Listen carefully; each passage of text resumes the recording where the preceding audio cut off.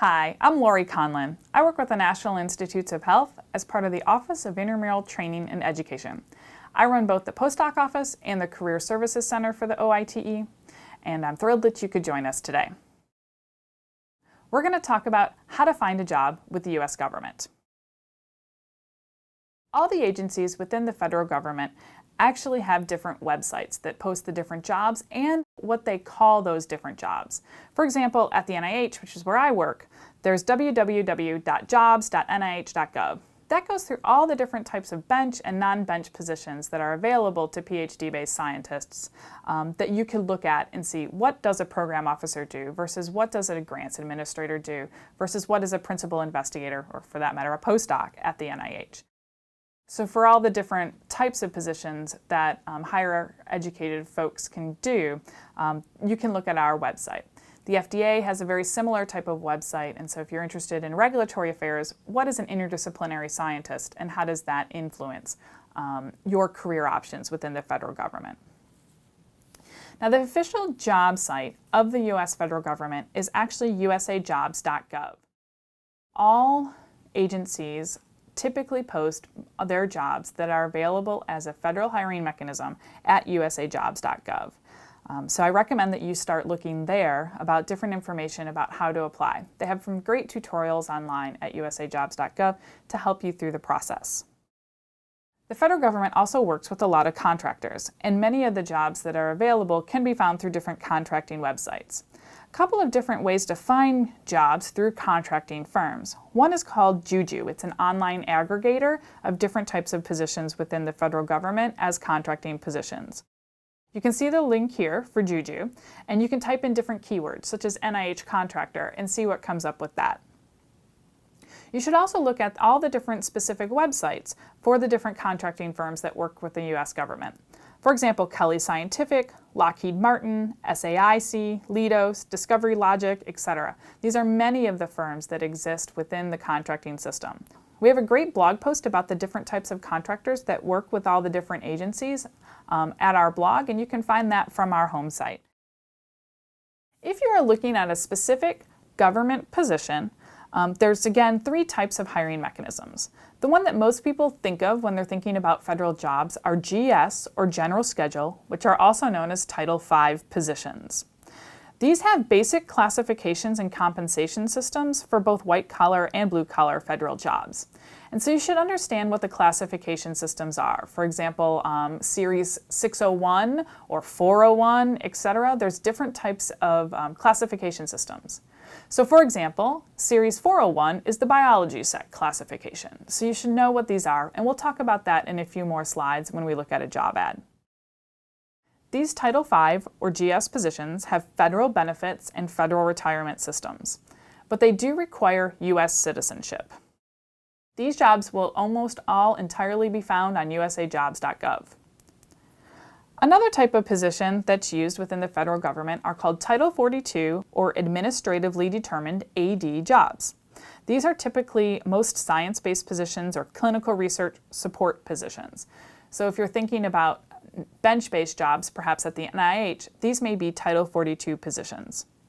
These do have federal benefits and federal retirement, but they are not within the GS scale. Again, the things that most people think about when they're thinking about a federal position.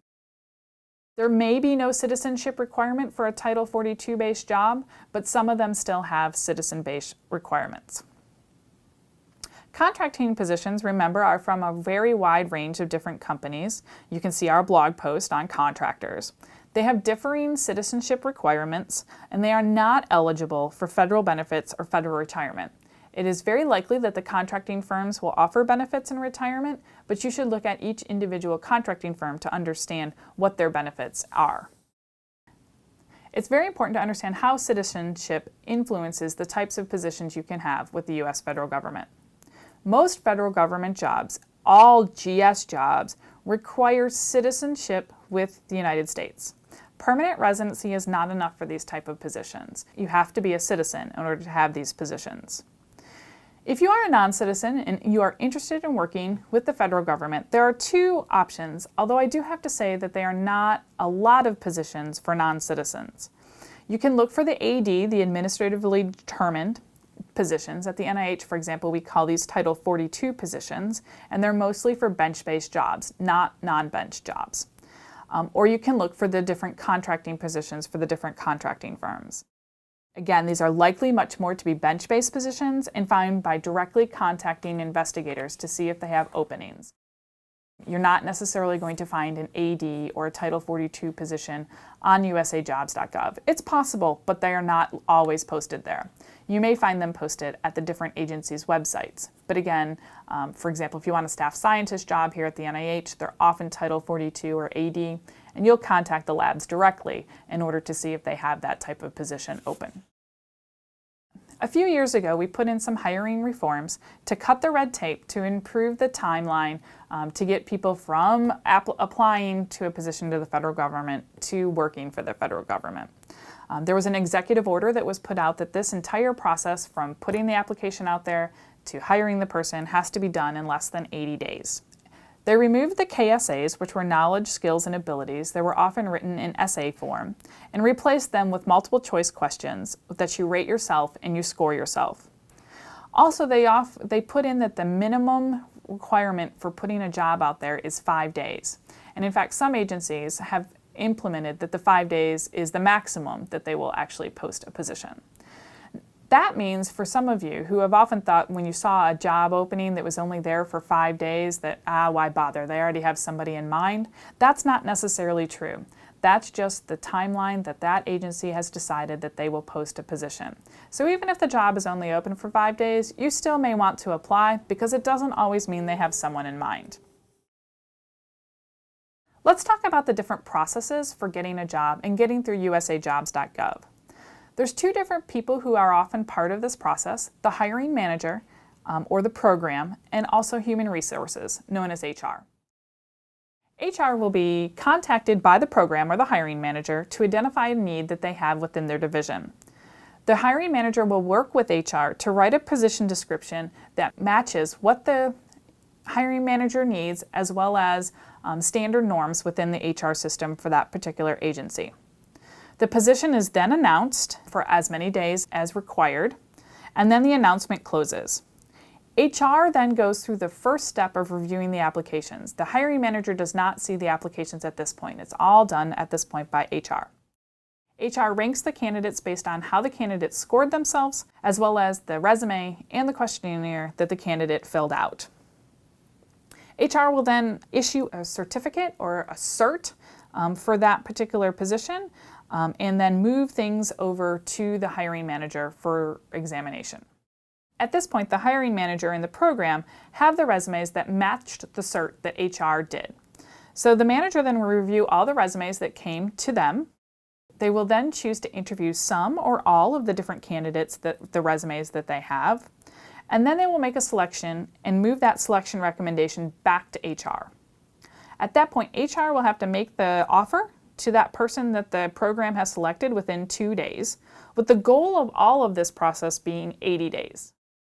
We here at the NIH have an average of about 62 days, but you can see that it is a very long process to move from application to hiring within the federal government, so you may need to time your career search accordingly. So now that you know a little bit about the process, let's think about what you see on the other end at usajobs.gov through the vacancy announcement. One of the things I really have to stress is that you need to read the announcement very, very carefully. They are set up in different tabs, such as the duties, how to apply, etc., that are along the top of usajobs.gov. But you need to read things very, very carefully to make sure that you're not missing any duties and responsibilities that you can address in your resume and or your cover letter that will get you this position. You should pay very close attention to who can apply. If it's a GS job, remember that's for citizens. Another thing that you'll often see is MP or merit promotion. This is for federal employees only. This job may be posted at the same time with a GS level position. If you don't currently work within the U.S. government, do not apply for a merit-based or MP position. Follow all directions that they give you. For example, many of the positions often require you to submit a transcript to the human resources professional that's listed on the job ad. That's firm. If you don't submit your transcript, you can't get certified for this particular position. Once the vacancy closes, the HR again will screen for eligibility and assign a ranking. Sometimes they bring in subject matter experts that can be used for technical or scientific jobs. You need to assume that the only people that are reading your application are actually from HR. So you should really try to make sure that you are using words directly from the job ad so that HR knows that you have the skills, the abilities, and the knowledge in order to perform those positions. And again, HR will then certify who can be moved on to the hiring managers to interview. And then HR does all the communications to the online applicants. Let's look at a job ad here so you have a little bit more better understanding about what we're looking at. Now, I want to show that this particular job ad is for the Food and Drug Administration. And this one is called that interdisciplinary scientist, which is a catch-all term for many types of positions within the FDA for PhD-based scientists. So you see the first thing that we have circled is called interdisciplinary scientist. This is the job title. The next is that it's from the Department of Health and Human Services, the parent agency for the FDA. And then it has a job agency announcement number. You can see along the top of this page at usajobs.gov that there's an overview, duties, qualification and evaluations, benefits and other info, and how to apply. Make sure you're reading each one of these tabs very carefully to make sure that you're applying the best way you can. Now let's talk about this middle portion of this job ad. This has some valuable information that you need to know and you need to look at. The first is the salary range, and the salary range is entirely dependent on the GS of this particular position. This job is actually open for about 7 days, from July 21st to July 29th. This is important because when the job ad closes, it closes, and this job goes away from the online usajobs.gov system. The next is the series and the grade. First thing you'll notice here is the GS. So this is a general scheduled job or a Title V based position.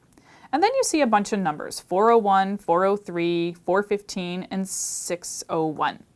So these types of positions are different classifications within this government system for these are specific for scientists. I think 401 is a biologist, 601 is a professional grade. These are really important numbers for you to actually look at to see how your scientific discipline fits into the different types of jobs. And you can even use these different classifications that you can find at usajobs.gov to look for keywords for different types of positions throughout the federal government. The last two numbers down here after the dash are 12-13. That means this position is going to be hired at either a GS-12 level or a GS-13 level. So it has the option to be either a 12 or a 13 based on your qualifications. It also means that the promotion potential, which is mentioned next, is a 13. So the highest level that this position can go to is a GS-13. The next thing here is the duty location, which is in Silver Spring, Maryland, and then who may apply. That's only for United States citizens. Remember, this is a GS-based job that has citizenship requirements. And then the security clearance and supervisory status are not applicable for this particular position. At the end of every job announcement is the HR professional that's attached to that position. If you have any questions, you can go through and present those questions to that person that's listed on the job ad. We've talked about the GS schedule and the GS pay schedule a couple of times in the earlier slide. Let's dissect this a little bit more so that you have an understanding of how the federal government uses pay schedules. For the job that we saw earlier, this was a GS-12. GS-12, for example, has different steps, step 1 through step 10. Most people come into the federal government at a step 1, and then after a year move to step 2, then move to step 3 after another year. And then in between steps 4 through 7, there's a 2-year wait, and then between step 7 and step 10, there is about a 3-year wait. So if you come in as a GS-12 at step 1, it can take you about 20 years to make it to a GS-12 step 10. So there's lots of different points within that you get scheduled pay raises. A couple of other things about the GS schedule that you do need to know is that there are locality pays. So for example, if you live in Washington, D.C., San Francisco, New York City, the cost of living is a little bit higher than if you live in, say, Iowa. So the federal government has adjusted the pay rates for those cities that have a higher cost of living You can find all those different locality pays at opm.gov. From what we've seen, most PhD-based scientists are coming into the federal government at least a GS-12, sometimes an 11, and sometimes higher. But on average, you should look at positions that are at least about a GS-12.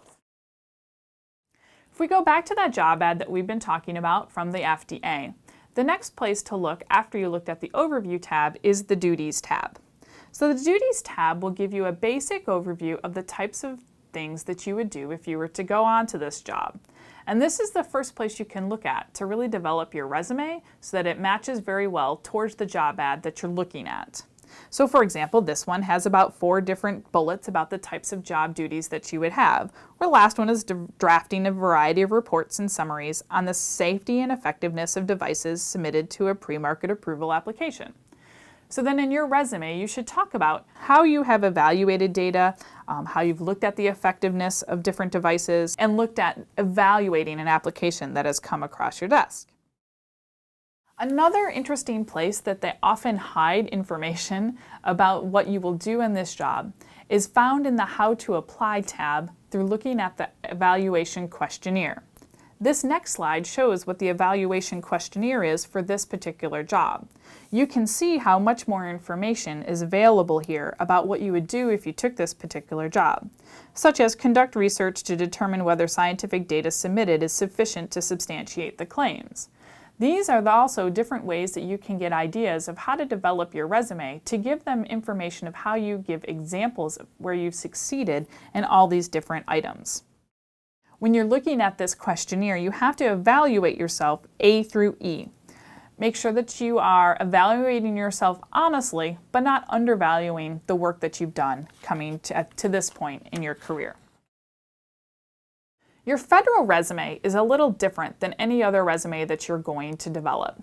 It can be much longer, it doesn't have any length requirements, and you need to give them a lot of information to make sure that they know that you have the knowledge, skills, and abilities in order to do this job.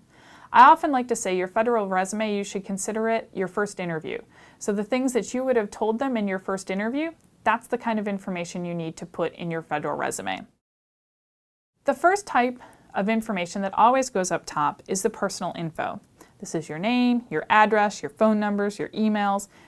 They will actually ask for a social security number as well. It's one of the few places that we will say, yes, you should put your social security number on a resume, only for a federal, and as well as your veterans preference. So if you've served in the United States military, make sure to put that right up top on your federal resume. It will also ask for job details and relevant work experience. I really would like to make sure that you understand that when you talk about the relevant work experience, that you reflect it directly back to the job ad. Pick different phrases from the job ad and give them specific examples, such as reviewed applications as seen by blah, blah, blah, right? So you can tell them a little bit more information about how you have the relevant work experience. You'll also have to give them start dates and end dates, and you will have to include salary. That's just how the federal government works. In your resume, we'll have to include your salaries.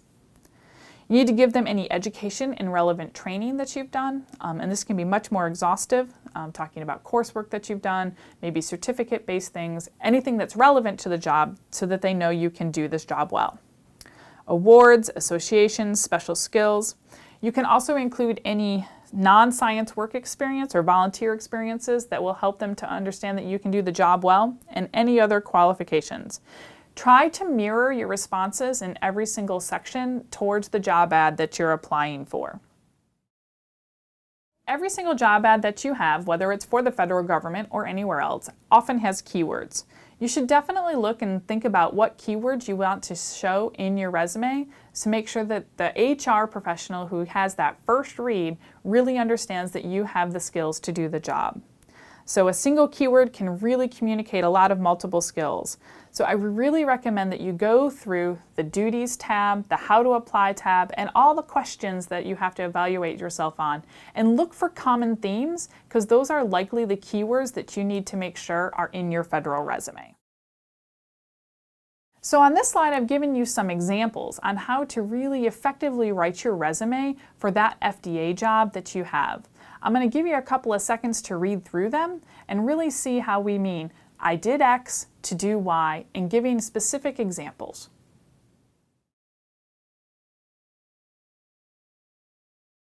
Developing your federal resume and your application package for a federal job really needs to make sure that you're going towards the job ad and really reflecting that you have the skills to succeed.